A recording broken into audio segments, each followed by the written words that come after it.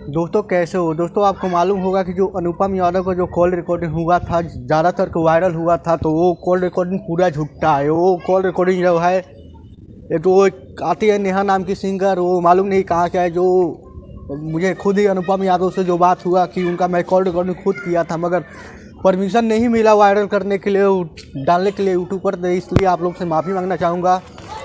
तो जो call recording था अनुपम यादव को, जो गंदा कुछ कॉल रिकॉर्डिंग थे, मैंने सुना था उस कॉल रिकॉर्डिंग, तो उस कॉल रिकॉर्डिंग को ज़्यादा आप लोग वायरल मत कीजिए। अनुपम यादव एक अच्छी लड़की है, जो हम करीबों से मिले हुए हैं और अच्छा बात हुआ, उनका नंबर भी है। आप लोग हमारे चैनल पर बने रहिए, सब्सक्राइब कीजिए। और मैं कोशिश करूँगा, क्या फ़ायदा किसी को मतलब इतना फेमस करने का। क्या फ़ायदा, रंडी है, रंडी कुछ भी कर सकती है। वो मैं पूरा विश्वास के साथ कह सकता हूँ कि वो जो था अनुपम यादव का कॉल रिकॉर्डिंग नहीं था, वो किसी और लड़की की है। हाँ, आवाज़ मतलब थोड़ा सा। आप एक अनुपम यादव का जो सॉन्ग सुनिएगा, गाना सुनिएगा, आप लोग सुनते होंगे, गाना को और उस कॉल रिकॉर्डिंग को एक साथ कीजिए, आवाज़ थोड़ा सा भी मेल नहीं खाएगा। अनुपम यादव पवन सिंह के साथ गा चुकी, खेसारी लाल के साथ गा चुकी, कोई भी बात नहीं। तो अनुपम यादव बहुत सारे ऐसे छोटे से लेकर बड़े तक सिंगर गा चुकी, कोई भी बात नहीं। और हमें भी बात करना नहीं है, भोजपुरी को इस लेवल से उस लेवल तक ले जाना है। भोजपुरी पहले हमें लाखों में गिनती नहीं होती थी, अब लगभग 5,000 करोड़ में गिनती होती है।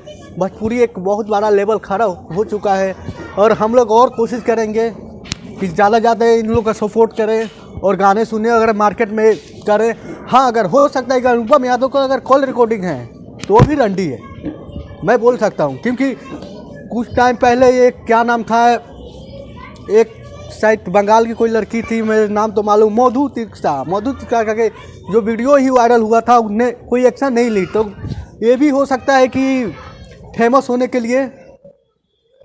लिए भाई, अगर हाँ बंदा मैं उसका हूँ, मान लो कि मैं अनुपम यादव का बंदा हूँ, बॉयफ्रेंड हूँ, बात हुई और उनका कॉल रिकॉर्डिंग मैंने वायरल कर दिया, तो क्या फ़र्क पड़ने वाला है। वो तो पुलिस थाने जाके एक्शन ले सकती थी ना। अरे कार्रवाई नहीं हो सकती, हम डर तो जाते ना। तो ये भी हो सकता है। तो मुझे खासकर अनुपम यादव को ऐसा बात नहीं लगा। मैंने उनके 10-20 बार कॉल रिकॉर्डिंग सुना, कुछ ऐसा नहीं था। अनुपम यादव की आवाज़ नहीं थी, वो किसी और लड़की की आवाज़ थी, जिसमें अनुपम यादव को वो तस्वीर लगाकर एक बदनाम किया जा रहा है सोशल मीडिया पर। तो हम सोशल मीडिया को नहीं जानेंगे, और खासकर किसी लड़की को अगर बदनाम करके हमें क्या फ़ायदा मिलता है, कुछ फ़ायदा नहीं मिलता है ना। हम गाना देखिए, भोजपुरी को एक लेवल हमें पकड़ाना है, एक लेवल पर ले जाना है, उस लेवल पर हम ले जाकर पहुंचाएंगे ना।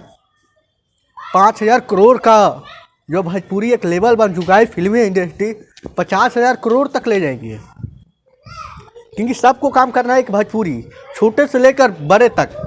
हम लोग छोटे जो है, मतलब छोटे जो और लोग, मैं तो यूट्यूबर हूँ, तो मैं तो अपना बात बाद में करूँगा, क्योंकि मुझे यूट्यूबर बनना है, तो और बन भी गया।